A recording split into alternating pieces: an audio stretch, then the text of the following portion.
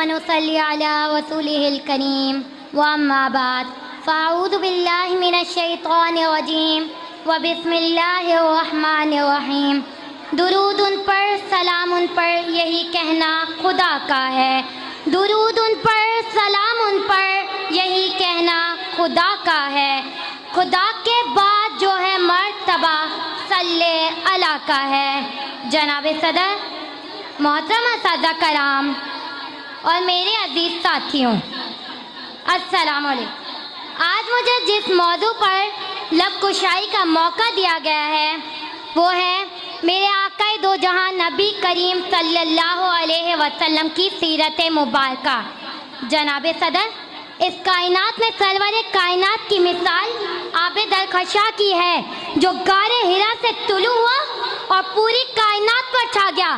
نبی کریم صلی اللہ علیہ وسلم آب کائنات کی وہ عظیم ترین شخصیت ہے جس کی نظیر ازل سے ابد تک ممکن نہیں۔ جس طرح سورج طلوع ہوتا ہے تو کائنات کی ہر شے منور ہو جاتی ہے، اسی طرح آگ کے ظہور نے کفر و ضلالت کی تاریکی کو نور سعادت میں تبدیل کر دیا۔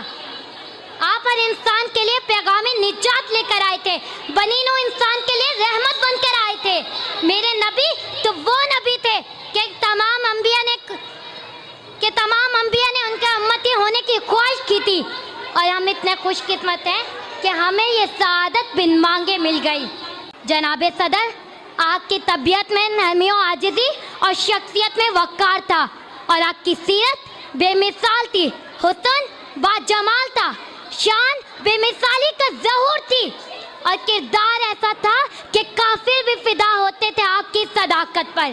جناب صدر، میرے نبی تو امن و محبت کا پیغام تھے، اندھیری اور تاریکی بستی میں روشن چراغ بن کر آئے تھے، گنہگار بستی کی سلامتی بن کر آئے تھے۔ میرے نبی تو وہ شخص تھے جن کے دم سے دنیا کے کونے کونے میں اجالا پھیلا۔ حضور آئے تو اندھیروں سے نکل کر اجالے میں آ گئی دنیا، حضور آئے تو اندھیروں سے نکل کر اجالے میں آ گئی دنیا، سوتے ذہنوں سے زنگ اٹھا، بجھے چہروں پہ نور آیا، حضور آئے تو لوگوں کو جینے کا شعور آیا۔